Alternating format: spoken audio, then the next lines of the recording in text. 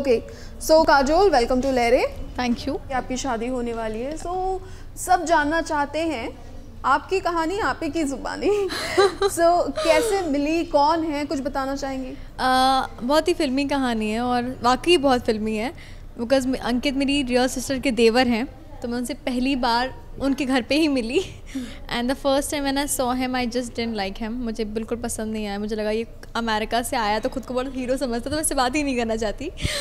तो स्टार्टिंग में but he was very nice to me, the day one he was very nice to me, बहुत अच्छे से बात कर रहा था एंड मुझे लगता मैं तो उससे बात नहीं करना चाहती, मुझे बिल्कुल पसंद नहीं है लड़का। एंड इवेंचुअली बात होना शुरू हुई तो मेरी गलतफहमी दूर हुई कि वो बिल्कुल भी ऐसा नहीं है। एंड जब मुझे याद है हम दीदी का तिलक लेकर गए तो उसकी मॉम की फ्रेंड्स ने और उसकी मॉम ने कहना शुरू कर दिया that you guys look together, nice together and सोचना चाहिए एक दूसरे के बारे में। तो हमें तब बहुत ऑकवर्ड लग रहा था कि ये लोग क्या बातें कर रहे हैं, बट इवेंचुअली वी रियलाइज़ कि सोचने में क्या प्रॉब्लम है। और बात करते करते I think we have realise कि हमने सही टाइम पे सही चीज़ को ढूंढ लिया है एक दूसरे के लिए, तो I think I have found the right person. Okay, अच्छा ऐसे क्या खास बात थी जो आपको लगी यार he is my guy? He is very loyal. मुझे I don't remember a single time, I know him from last almost 2 years now. हम मतलब रिलेशनशिप शुरू दिसंबर के बाद हुआ, लास्ट ईयर दिसंबर के बाद। उससे पहले हम सिर्फ बात करते थे and we were just friends, not even good friends. And मुझे याद है आज तक मैंने मतलब he is very loyal, no past relationship he had and with me also he is very nice. And कभी उसका फ़ोन बिज़ी नहीं मिलता, कभी वो कहीं बाहर नहीं जाना चाहता है। सो अगर मैं उसे पूछती भी हूँ कुछ कि बताओ किसी के बारे में, कौन मेरी गर्लफ्रेंड थी, तो there was nobody in his life and he is very loyal. जो कुछ भी था सब बताया एंड आज भी आई रिमेंबर, मतलब if I call him he will give me his 200%, तो इसकी बेस्ट बात है। और बहुत कम बोलता है, बहुत पढ़ा लिखा है, सो या बहुत सारी क्वालिटीज़ हैं उसमें। कब आपको लगा कि यार मतलब अब शादी तो इसी से ही करनी है? मैं कहूँगी ये उसके एफ़र्ट्स ने मुझे रियलाइज़ करवाया है कि शादी मुझे इसी से करनी चाहिए, क्योंकि एक लड़की के लिए बहुत इंपॉर्टेंट होता है कि वो अपना घर छोड़कर जाने वाली है, तो वो हमेशा चाहती कि सोच ले कि जिसके यहाँ जा रही है वो उसका इतना ख्याल रखेगा कि नहीं रखेगा। तो आई एम श्योर, मतलब आई रिमेंबर टिल दिसंबर हमारी बात बहुत कम होती थी, जस्ट नॉर्मल बात होती थी। एंड दिसंबर के बाद जब मैंने उसके इतने सारे एफर्ट्स देखे इतने टाइम में, इवेंचुअली आई रियलाइज़ कि I think I should marry him. जैसे मेल ईगो की बात करते हैं कि यार ठीक है नहीं बात कर रही है, मैं भी नहीं बात करूंगा, कोई दिक्कत नहीं, वैसी वाली कुछ प्रॉब्लम होती है आप लोगों के बीच में? अंकित बहुत ही अच्छा लड़का है, मुझे लगता है कि ऐसी प्रॉब्लम मेरे साथ होती होगी। हाँ, लड़कों में होती है एंड जिस फील्ड से हम बिलोंग करते हैं हमने तो बहुत देखा होता है ये चीज़ें, but the best quality about him is कि उसको पता है कि वो बहुत ही गुड लुकिंग है, उसको पता है कि ही is very handsome, he is very educated, इसके बाद भी उसमें कोई एटीट्यूड नहीं है, वो बहुत ही डाउन टू अर्थ है, बहुत ग्राउंडेड है।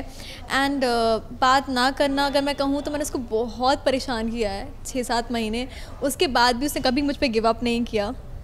आई think that is the reason कि we are still together and I think it's all because of him. उसके सारे एफर्ट्स सब कुछ उसने ही किया है, सारी बातें शुरुआत उसने की थी एंड आई थिंक उसने वो फर्स्ट डे से बहुत क्लियर था कि उसको शादी करनी है मुझसे एंड आई थिंक उसकी वजह से ही ये शादी हो रही है। ओके, अच्छा अगर प्रपोज की बात करें तो किसने किसको कब प्रपोज कोई किया? प्रपोजल नहीं किया कभी।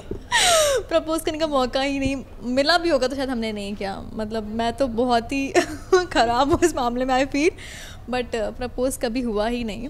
बट हाँ, मुझे उसके एफर्ट से मालूम पड़ गया कि ही is very clear about one thing कि उसको शादी करनी है मुझसे।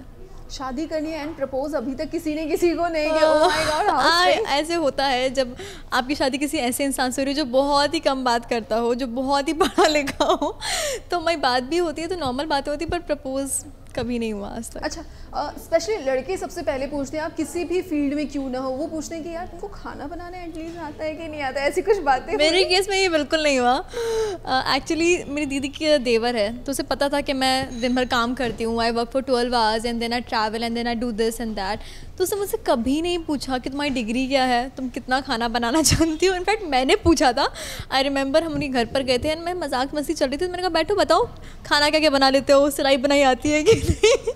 सो अंकित को खाना बनाना आता है, वो बहुत ही अच्छा खाना बनाता है, ऐसे मैंने सुना है, अब तक खाया नहीं है, थोड़ा बहुत कुछ खाया था एंड तो उसने मुझसे कुछ पूछा ही नहीं, इसलिए मैंने हाँ कर दी। ओके अच्छा, जैसे कि आपने कहा कि वो अब्रॉड से हैं, तो ऐसे कहा जाता है कि लॉन्ग डिस्टेंस रिलेशनशिप जो होता है ना, उनको मेंटेन करना काफ़ी मुश्किल होता है। आपके लिए कितना डिफ़िकल्ट था ये? बहुत डिफ़िकल्ट था, क्योंकि अंकित जहाँ रहते हैं वहाँ से एकदम 12 आवर्स का टाइम डिफरेंस है। मतलब हमारे यहाँ जब दिन होती तो उनके यहाँ रात होती, तो मैं टाइम नहीं मिलता बात करने का। बट अंकित ने हमेशा इस बात का ध्यान रखा है कि no matter what he make sure कि वो मुझसे बात करे ही, चाहे कुछ भी हो जाए। एंड सैटरडेज़ में वो ऐसे प्लान करता था कि वो लंच पे ना जाए या मैं डिनर पे ना जाऊँ, ताकि मैं वो टाइम मिल जाए बात करने का। तो आई थिंक अगर आप एफर्ट्स लेते हो रिलेशनशिप में, अगर आप सच में चाहते हो कि वर्कआउट हो, तो डेफिनेटली वो होता है। ओके अच्छा, ऐसी कुछ बात बताना चाहेंगे आप अंकित के बारे में जो शायद उनके घर वालों को भी ना पता हो? क्या अंकित बात करता है? उनके घर वालों को, मेरे घर वालों को और दुनिया भर के लोगों को लगता है कि अंकित बिल्कुल भी नहीं बोलते हैं, बिकॉज मोस्टली लोगों ने उनको स्माइल करते हुए देखा है। एंड सिंस वो बचपन से ही बहुत पढ़ाकू टाइप के रहे हैं, तो लोग सोचते हैं कि आप क्या बात करेगा जब भी बोलेगा पढ़ाई के लिए, बट नहीं, वो बात करते हैं। और अब धीरे धीरे वो बात करना सीख रहा है बहुत, तो उसे घर वालों को मालूम नहीं है शायद कि वो इतनी बात कर सकता है। जब वो उन्होंने आपका कोई सीरियल देखा या फिर कोई वीडियो देखा, तो उनके तरफ से क्या कमेंट आया आपके लिए? ही is very proud of me. मुझे हैरानी हुई थी जानकर कि कोई लड़का इतना सपोर्टिव कैसे हो सकता है। मुझे याद है मेरा recently like around 6 months back मेरा एक इंटरव्यू मैगजीन में आया था, तो वो नॉर्मली मेरी सारी स्टोरीज़ देखता है। अगर ये अभी ऑन एयर जाएगी तो डेफिनेटली पहले वही देखेगा और मुझे लिंक भी भेज देगा कि लो तुम्हारी स्टोरी आ गई है। तो वो मैगज़ीन में आई थी और अंकित वॉज नॉट हियर, तो उसने मुझे स्ट्रिक्टली बोला कि जब मैं आऊँगा वो मैगज़ीन तुम रखोगी संभाल के, तुमसे लूँगा मैं। तो I think he is very supportive, और फ्रैंकली स्पीकिंग मेरी हर स्टोरी मुझसे पहले वो देख लेता है। कितने साल का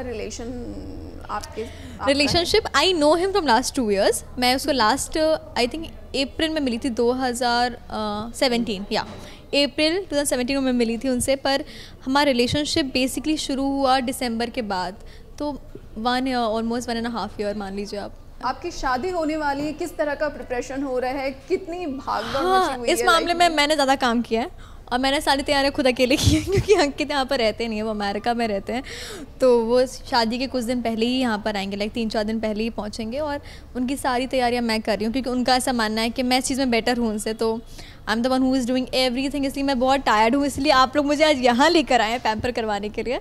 सो मुझे लगता है तैयारियाँ तो बहुत सही चल रही हैं, बट बहुत हेक्टिक होता है। कहाँ पे रिसेप्शन होने वाला है, और ये सारी मतलब सारा जो वेन्यू है वो कहाँ का है? सो बेसिकली हम दोनों एमपी से बिलोंग करते हैं, और हमारी शादी डेस्टिनेशन वेडिंग है Khajuraho, which is in Madhya Pradesh. And ये मोस्टली सारे फिरंगीज़ वहाँ जाते हैं, तो आई थिंक बहुत कम शादियाँ वहाँ पर होती हैं। एंड रिसेप्शन हमने प्लान नहीं किया है मुंबई में, बिकॉज अंकित के पास टाइम नहीं है, उसे वापस अमेरिका जाना है। एंड तो हमने सोचा है कि शादी ही हम ग्रैंड करेंगे, तो मेरे जो क्लोज़ फ्रेंड्स हैं वो वहीं आने वाले हैं। आपकी लव मैरिज है और अभी शादी भी basically it's not a love marriage, but it's not even arrange. तो हम दोनों उसको आज तक जस्टिफाई नहीं कर पाए कि हमारी लव मैरिज है अरेंज मैरिज है, बट हाँ हमारी शादी ना ही लव है ना ही अरेंज है, बीच में कहीं है शायद।